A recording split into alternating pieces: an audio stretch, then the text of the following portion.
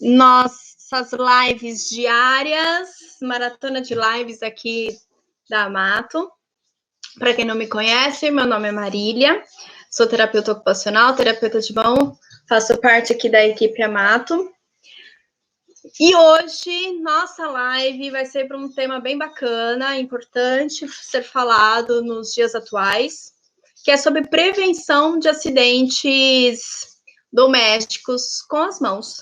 E eu não vou falar só das mãos, né? Mas também acidentes domésticos, prevenção para todos os tipos, né? Relacionado a todo o corpo também. A gente fala com as mãos porque funcionalidade principalmente agora que estamos em isolamento, as pessoas estão fazendo mais tarefas domésticas, querendo ou não, estamos cozinhando mais, estamos limpando mais, ajustando coisas que a gente sempre deixou para ajustar depois, né?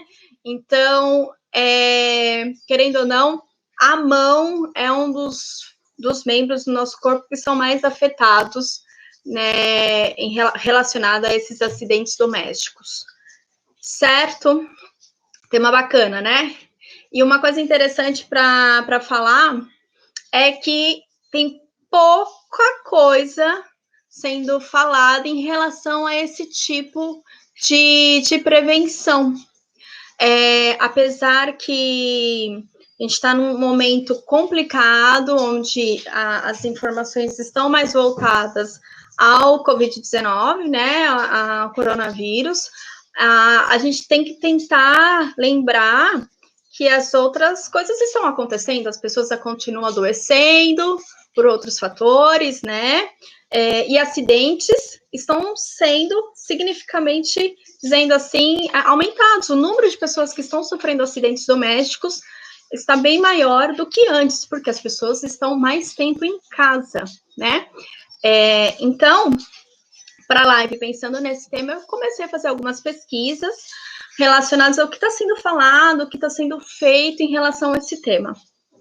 E encontrei pouca coisa, mas o que eu encontrei são coisas bem interessantes que eu vou falar aqui para vocês, mas eu achei pouco, eu achei muito pouco, eu acho que tem que ser mais falado, e eu acho que esse canal de comunicação, aqui o Tá Na Mão, eu acho que vai ser ótimo para isso, para a gente compartilhar e falar um pouco mais sobre isso nas nossas redes sociais, até mesmo em casa, e coisas assim preocupantes, tá? Então, vamos lá. A gente sabe que existem vários tipos de acidentes domésticos, né? Queimadura, né, relacionada ao fogo, acidentes elétricos, quedas da própria altura, né, acidentes durante a limpeza, principalmente, né, com produtos químicos. E a população mais afetada, né, são as crianças e os idosos. E a gente está numa situação onde as crianças estão mais tempo em casa e os idosos também. As crianças, querendo ou não, está com um acompanhamento de um adulto, com os pais, né, ou com a família, mas os idosos, muitos idosos não estão. Tem muito idoso que está sozinho por causa do isolamento, né, que está sendo assim, que tem uma assistência, mas uma assistência longe, digamos assim, né, não é uma assistência ali 24 horas. Então, o número de acidentes voltadas a essas duas populações, as crianças e aos idosos, vem aumentando significativamente, e eu acho que é essa população que a gente tem que trabalhar e alertar, principalmente os idosos, né? Então, pensando em todas essas características, né, dos tipos, os principais tipos de acidente, a gente pode focar mais nos que estão sendo mais comuns, que é principalmente de queimadura. Eu vou dar um dado aqui que eu vi e eu fiquei, assim, assustada, que até mesmo falei aqui em casa, como aumentou. De um ano para cá, no mês de março, aumentou 38% o número de acidentes domésticos. 38% é muita coisa. É muita coisa. E é, assim, assustador, por quê? Porque os hospitais, né, as emergências, estão voltadas mais para o tratamento, né, do Covid-19. A gente não pode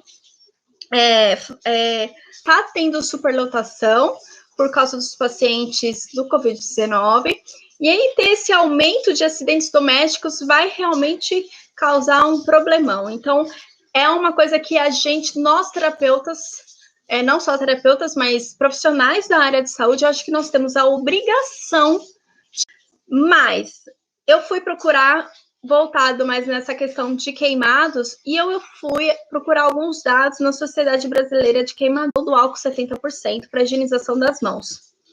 E uma coisa que alguém pediu solicitação para entrar. Daisy, você quer entrar?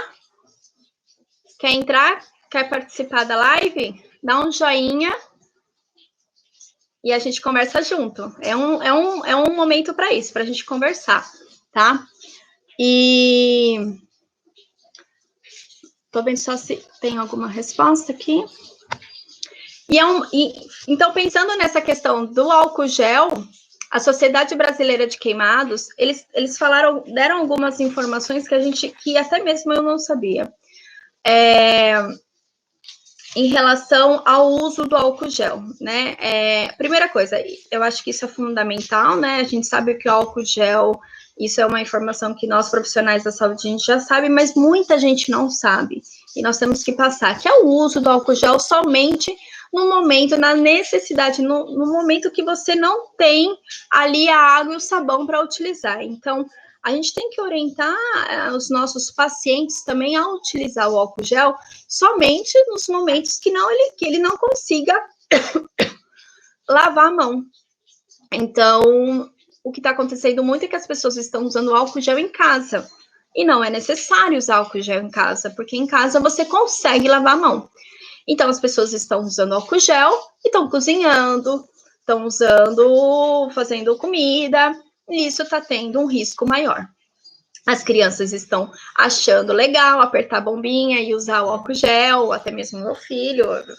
Eu tenho criança em casa, então a gente sabe como é perigoso isso ficar tão acessível, né? Então, a gente precisa orientar referente ao uso. Outra questão importante é o álcool 70% líquido e o gel. Está acontecendo muito das pessoas que não têm um serviço, que não necessitam realmente do líquido, do álcool líquido 70% em casa, né? As pessoas que são autorizadas a comprar esse tipo de álcool são farmacêuticos, são pessoas que necessitam esterilizar o ambiente de trabalho, né? Serviços laboratoriais, clínicas médicas, enfim, são esses serviços apropriados que podem comprar esse tipo de material. E nós estamos recebendo muitos vídeos caseiros e pessoas que postam que realmente não conhecem, não têm a orientação adequada e que realizam um compartilhamento de pessoas que ensinam a fazer o álcool gel em casa, com produtos que são realmente inapropriados, né? E isso está fazendo com que aumente ainda mais o risco dessas pessoas sofrerem esse tipo de acidente em casa. Então, uma pessoa que não tem conhecimento, leiga do assunto, vê um vídeo, porque a gente sabe que isso acontece muito, e são com essas pessoas que a gente tem que chegar e falar e explicar que isso não é correto, né? Porque são essas pessoas que, infelizmente, estão sendo socorridas nos prontos atendimentos com esse tipo de acidente. Então, a gente tem que tomar cuidado, orientar não só os pacientes, mas também as pessoas dentro da nossa casa, enfim, fazer um contato aí com essas pessoas, usar as nossas redes sociais, né? Usar a nossa página da nossa clínica, fazer um vídeo explicando. Eu acho que a gente precisa, como profissional da saúde, trabalhar um pouco mais em relação a isso, tá? Então, isso foi uma introduzida, né? Eu vou falar agora coisas mais específicas ao papel do terapeuta, né? principalmente no teleatendimento, como que a gente pode trabalhar nos pacientes que tiveram esse tipo de acidente em casa, né? E antes de falar desses detalhes, eu acho interessante só comentar aqui que eu vou compartilhar o Ministério, eu vou falar novamente isso, o Ministério da Mulher e da Família liberou uma cartilha de orientação em relação à prevenção de acidentes domésticos, tá? Não só de queimadura, mas também qualquer tipo de acidente, fraturas, afogamento, é gratuita, você pode baixar em PDF e é bem explicativa, bem fácil de entender, onde os nossos pacientes terem acesso e compartilhar isso com eles e com os seus familiares é muito importante, tá? Principalmente essa população que eu enfatizei, que são as crianças e os idosos, que a gente tem que mais que se preocupar agora, tá? Então, tá. A gente vai ter um aumento, sim, então, de pacientes na nossa prática clínica em relação a pós-queimaduras, pós-fraturas. Vê, 4 meses, 38%. Eu tô vendo aqui as mensagens porque fica parado. Eu quero ver se alguém fez alguma perguntinha. A V comentou aqui, o álcool gel é inflamável tanto quanto o líquido, muita gente não se atenta a isso. Verdade.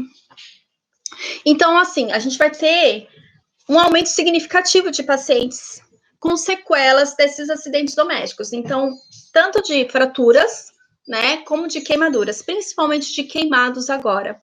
E como que a gente pode tratar esse paciente? Esse paciente e outra, né, as queimaduras acometidas por álcool, pelo que eu vi, pelo que eu estudei aqui, 75% afeta queimaduras de 2º a 3º grau. São queimaduras mais graves, que necessitam mais às vezes, de um enxerto, né, de pele, um enxerto de tecido, precisa ficar internado, principalmente se forem vias aéreas, né, então são coisas assim que a gente realmente tem que se atentar e estar preparado agora para essa demanda que vai começar a chegar mais nos nossos consultórios, na nossa prática, né? Então, a V fez uma live essa semana falando disso, que a gente vai ter aí também um número grande de pessoas com sequelas do Covid, e agora também pensando em tudo isso, a gente vai ter um número significativo também dessas pessoas que estão tendo esses tipos de acidente em casa e que vão precisar de um tratamento, mas que não vão poder ir a um determinado lugar para fazer um tratamento, e o teleatendimento vai ser um lugar, uma plataforma bem bacana para a gente trabalhar e auxiliar esses pacientes. A Lari fez um comentário, quais serão as maiores sequelas? Rigidez, encurtamento? Exato. As maiores sequelas são isso. E a queimadura, ela traz muita sequela, principalmente o encurtamento tecidual, né? Se não for trabalhado inicialmente, se a gente não conseguir tratar esse paciente inicialmente, mas inicialmente assim mesmo, com a ferida ainda em processo de cicatrização, se a gente não conseguir já iniciar um atendimento, um protocolo de atendimento com esses pacientes, a sequela pode ser muito grave, precisar de futuras cirurgias, cirurgias plásticas, para tentar melhorar essas sequelas. Então, para não chegar nesse ponto, o que nosso papel como terapeutas ocupacionais, terapeutas, fisioterapeutas, terapeutas de mão, é saber já orientar nossos pacientes em casa, enfim, como trabalhar tudo isso. E quais são esses tipos, né? Quais são os fatores que a gente tem que mais priorizar? Realmente, essa questão cicatricial, orientar o nosso paciente, todo esse processo cicatricial que ele vai precisar, né, ter. Então, o que a gente pode trabalhar com isso lá dentro de casa, na casa dele, né? Como que ele vai realizar as massagens, a Deise falou, órteses importante já na fase de curativa. Exato, Deise, já entrar com órteses, às vezes a gente vai precisar realizar esse atendimento na casa do paciente, fazer uma confecção de órteses, fazer também os curativos, né? Digo também, ensinar como faz um curativo, porque o que acontece muito, principalmente nisso que eu li hoje, em relação ao número significativo aí de acidentes domésticos, de queimados, as pessoas não sabem o que fazer após o acidente. Usam cremes, produtos inadequados, não são orientados da forma correta como tem que ser. Então, uma forma importantíssima é isso também, né? Como orientar o paciente a cuidar dessa ferida, como realizar um bom curativo, né? Claro que ele vai ter todo ali um respaldo da enfermagem, que ele vai ir até o hospital, ele vai ter esse pronto atendimento, mas após isso, quando ele chegar na casa dele, ele vai precisar de uma assistência e ele vai estar sozinho, muitas vezes, né? Então, nós como terapeutas, orientá-lo em relação a isso, como que ele pode trabalhar essa cicatriz para não promover futuramente uma sequela complicada, principalmente de membro superior, né, pescoço. Nós realizamos uma live há um tempo atrás com a Ana Paula, uma terapeuta ocupacional que trabalha só com queimados. Ela falou muito sobre isso, né, principalmente pescoço, as pregas, né, axila, que são lugares que causam grandes sequelas, né, pós-queimaduras, né.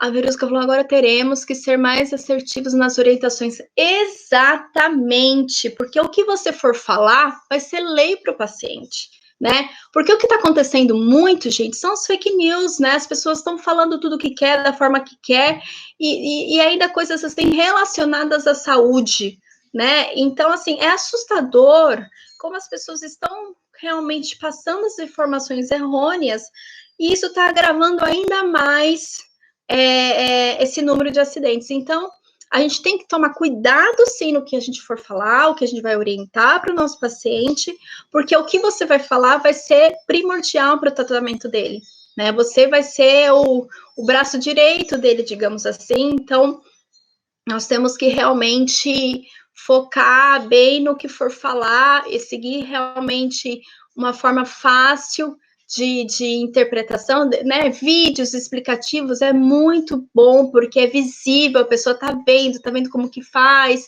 Então, vídeos explicativos ajudam muito. A Lari falou alguma coisa aqui. Fazer cartilhas e distribuir nos postos de saúde pode ser uma boa e ajuda muito mais. Exato, muito boa ideia, né?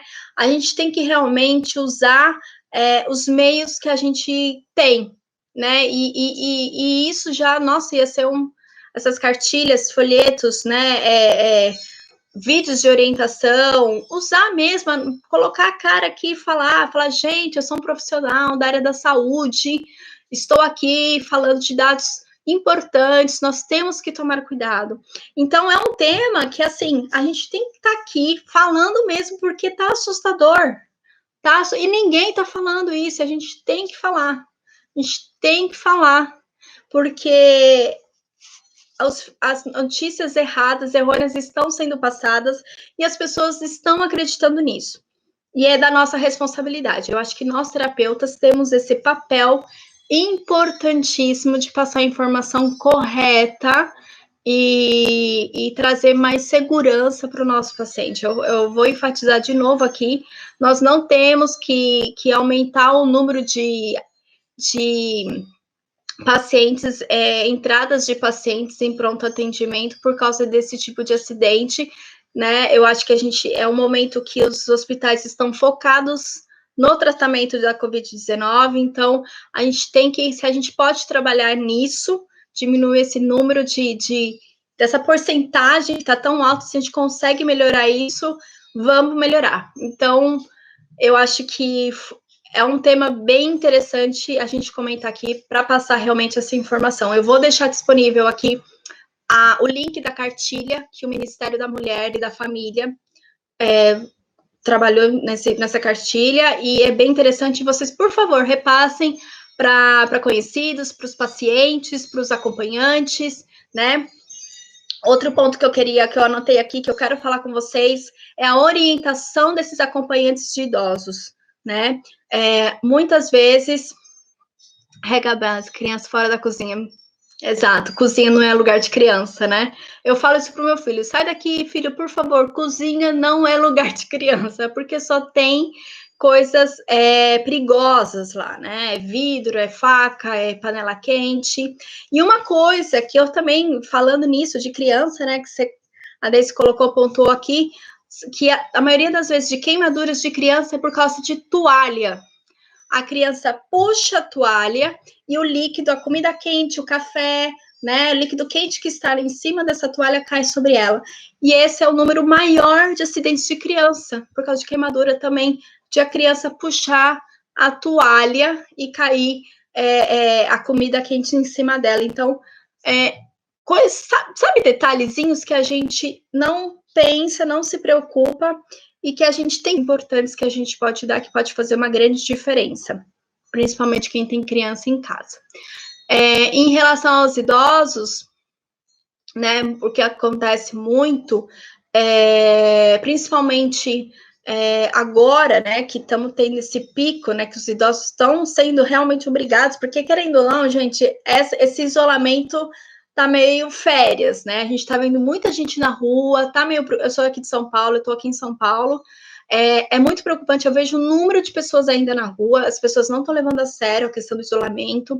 E agora que realmente os idosos estão ficando um pouco mais em casa, como que a gente pode dar essa acessibilidade, esse cuidado com eles, né? As orientações que a gente tem que dar para eles enquanto eles estiverem em casa. Primeiro, eu acho que a gente tem que pensar em refazer uma adaptação nesse ambiente de casa, tirar todos os tapetes, possíveis móveis de vidro com pontas, né? Coisas no qual eles podem se machucar numa queda, banquinhos, tapetinhos, né? E a casa de vô e vó tem muito disso.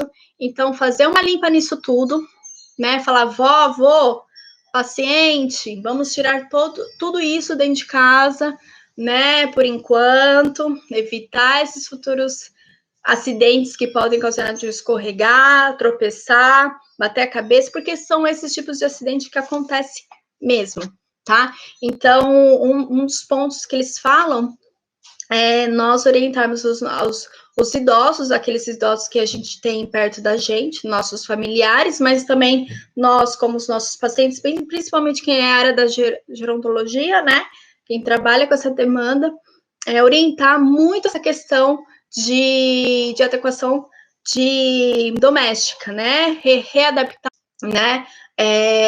Orientar em relação, sim, a como prevenir esses tipos de acidente, orientar as crianças, né? Trabalhar com isso com as crianças e os idosos. É a população mais perigosa que a gente realmente. Muitos idosos estão querendo arrumar uma pecinha, então usa furadeira, né? Usa maquita. Já tive muito paciente que tinha uma maquita em casa e teve uma amputação de dedo. Então, agora são realmente situações e momentos que a gente quer tentar trabalhar, fazer alguma coisa em casa e acaba se acidentando. Então, a gente tem que realmente passar as informações corretas para os nossos pacientes, certo? Deixa eu ver aqui, a Lari falou mais alguma coisa. A Vê falou, a minha de 7 anos caiu de uma cadeira porque subiu para tirar alguma coisa do armário. Exato, e o risco, né? O perigo ali de cair, machucar a mãozinha para se apoiar, né? Perigosíssimo. A Lari também usar jogos americanos é uma solução para não ter toalhas. Boa, Lari, verdade, verdade, né? Isso mesmo. A gente tem que realmente se readaptar, ver outras opções que a gente pode trocar para tirar esses riscos, né? Forno quente, tomadas, móveis que tenham coisinhas em cima de vidro, cerâmica, são esses tipos de coisa que são perigosos, né? E uma coisa interessante também que a gente tem que. Uma coisa interessante não, mas um fator que nós temos que tomar cuidado também é o número que eu vi de fraturas. Né? As pessoas fraturaram mais também, não só queimados, né? Teve um número significativo de fraturas por causa de quedas da própria altura, né? Esse exemplo que a V deu, as pessoas estão caindo mais porque estão se mexendo mais, estão se pendurando nas escadas para arrumar alguma coisa, e estão caindo mais e estão se fraturando. E essas cartilhas de cuidados e prevenções orientam como o paciente tem que seguir. E no processo de reabilitação, a gente também pode trabalhar no teleatendimento, a gente também pode orientar os pacientes que tipo de exercícios que eles podem realizar, movimentações ativas, passivas, massagens cicatriciais, se caso tiver um pós-operatório aí, enfim, readaptação das atividades, o que eles podem fazer. Muitos estão trabalhando como home office, né? E outras coisas também, por muitos estarem trabalhando como home office, está tendo mais tendinites, tenossinovites, né? As pessoas, a gente falou na live de ortetização para tenossinovite, um pouco disso também. As pessoas estão tendo mais tendinites agudas agora, né? Principalmente pelo uso excessivo inadequado de computadores, notebooks. Porque, querendo ou não, a pessoa que trabalha em escritório tem um ambiente mais apropriado para trabalhar. Tem uma mesa melhor, tem uma cadeira mais confortável, um apoio de pé, tem uma ergonomia, digamos assim, mais adequada, né? Em casa, não. Em casa, às vezes trabalha sentado ali, deitado na cama, com o apoio do travesseirinho, né? Ou no sofá, ou não tem realmente uma estrutura onde possa se prevenir desse esforço repetitivo e acaba não apoiando o braço de forma adequada, enfim, causando aí uma tendinite, uma inflamação em alguma musculatura. Então, cabe a nós também a orientar essa demanda que está em casa, né? Então, falamos aí dos acidentes domésticos, agora entrando um pouquinho nas leis DORTS aí, nesses esforços repetitivos onde as pessoas que trabalham em casa estão sofrendo também, né? Porque não só isso, não só trabalham, que também vai lá, lava uma louça, faz uma comida, tá trabalhando mais, né? Tá trabalhando em casa, você acaba fazendo atividades de casa também. A gente sabe disso e que isso realmente acontece. Então, nós, como terapeutas, temos que orientar, temos que falar mais sobre isso, porque não estão chegando essas informações para a população. Não tá, entendeu? Eu procurei, eu vi que é muito pouco que está sendo falado para as questões preventivas, e é importante, porque se continuar, gente, 38% é muita coisa, e vai aumentar a quarentena, e se isso aumentar, gente, esse número vai aumentar de acidentes, então vai ficar uma bola de neve, né? Os hospitais já estão saturados, e a gente tem que realmente fazer com que não piore isso. Então, uma forma da gente trabalhar, já como nós, terapeutas que não trabalhamos em hospitais, né, falo eu, que não estou ali na base de frente, né, eu posso ajudar de outra forma. Eu posso orientar a população e os meus pacientes, aqueles que estão em minha volta, de uma outra forma, para, querendo ou não, prevenir com que isso piore futuramente, né, que piore esse grau de pessoas sendo socorridas por causa de acidentes domésticos, certo? E aí, alguém quer comentar alguma coisa? A V falou outra coisa aqui. Outro dia, minha vidinha estava em cima do telhado, varrendo as folhas que caem de uma árvore. Não entendi, velho. Meu Deus, como assim? Em cima do telhado? Ah, sua vizinha. Ai, meu Deus, agora que entendi. Verusca deu um comentário aqui, pessoal, olhem que coisa, ano passado, nos Estados Unidos, em média, 24 pessoas foram ao pronto-socorro por acidentes domésticos cortando abacate. Gente, olha isso, são coisas que estão acontecendo mesmo e a gente não está se preocupando, né? E é complicado, a gente realmente tem que pensar agora nessas situações preventivas, né, e trabalhar um pouco em relação a isso. Deise, tenho dúvida, foram 38 de acidentes domésticos, somente... Não, foi acidentes domésticos, tá, Deise? Acidentes domésticos. Aqui, ó, eu coloquei os acidentes que foram, anotei. Foi acidentes com ingerir produtos, principalmente com criança. Mas o principal aqui foram esses itens que eu te falei, tá? Vou falar novamente, eu vou deixar a cartilha do Ministério que é o Ministério da Mulher e da Família, que fez, né, para compartilhar para os profissionais e para toda a população.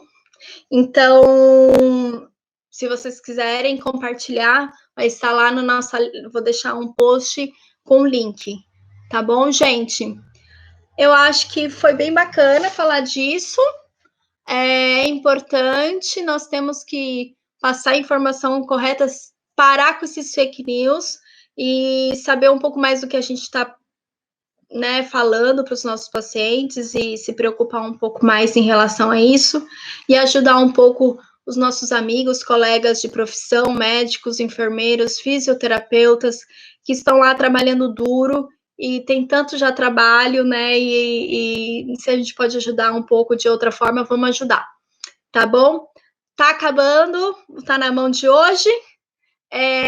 Vejo vocês outro dia para relembrar. Vamos falar da semana Terapeuta de Mão Cheia, que começa dia 11 de maio, será no dia 11, 13, 15 de maio, ok? Quem não se inscreveu, ainda dá tempo de se inscrever, tá bem bacana a semana, e logo depois da semana a gente vai abrir as inscrições para mais uma turma aí do curso Mãos à Órtese, tá certo, gente? Di, saudade de você, um beijo, tá? Gente, obrigado por tudo. A Vê fez uma questão aqui. Má, você falou daquelas pessoas que passam álcool gel e vai cozinhar? Sim, eu falei. Eu falei, principalmente, a gente tem que orientar. Eu falei disso que não é necessário. A gente não pode usar álcool gel em casa. Não é necessário. O álcool gel só tem que ser usado para ambientes que nós não conseguimos lavar a nossa mão com água e sabão, tá? O Ministério da Saúde orienta, o álcool gel só pode ser utilizado para essas situações, para pegar um ônibus, para quem está na rua, né? Em situações onde você não tem acesso a água e sabão. Daí você utiliza o álcool gel. Em outros casos, você está em casa, você vai lavar sua mão com água e sabão. Não é para usar álcool gel e cozinhar.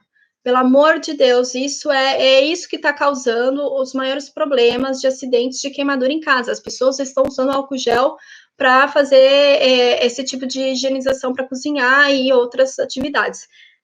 Não é necessário, porque em casa você tem água e sabão, você pode lavar sua mão e não é necessário usar o álcool gel. O álcool gel, até que eles estão, a Sociedade Brasileira de Queimadura está indicando a venda só de 50 ml. Eles querem vender o uso de frascos maiores, com maiores quantidades, para os lugares, comércios, né, centros comerciais, enfim, mas residenciais para a população residencial e doméstica, eles estão orientando comprar embalagens pequenas para esse tipo de coisa, para ficar dentro da bolsa. Não é para você levar um frasco enorme de álcool gel no ônibus, e sim um pequenininho, e ter em casa também um pequenininho, porque você não precisa usar álcool gel em casa. Você foi no banheiro, você vai lavar a mão com água e sabão. Você vai cozinhar, você vai usar água e sabão. Não tem que usar álcool gel. E é isso que a gente tem que orientar a população. Nós, como profissionais da saúde. Di, vocês três são ótimos. Sigo acompanhando por aqui. Ai, que linda! Saudades. Muito obrigada pelo carinho, tá? Muito obrigada mesmo. Sim, Di, dar preferência para o sabão. Porque, primeiro, é o melhor meio de higienizar a mão, é água e sabão, né? E usar o álcool gel realmente como um complemento nessas situações que você não tem essa acessibilidade de lavar realmente a sua mão, né? É isso mesmo. Então, a gente tem que passar essas orientações e tem que diminuir esse número que está muito alto. Tá bom, gente? Mais alguma coisa? Alguém quer falar mais alguma coisinha? Então, eu espero vocês na semana Terapeuta de Mão Cheia, ok? E logo após, na nova turma Mãos à Órtese. Teremos mais live amanhã e uma boa noite para todos, ok? Um beijo para vocês daí do Insta, um beijo pro pessoal aqui do YouTube e a gente se vê logo mais. Beijão, gente!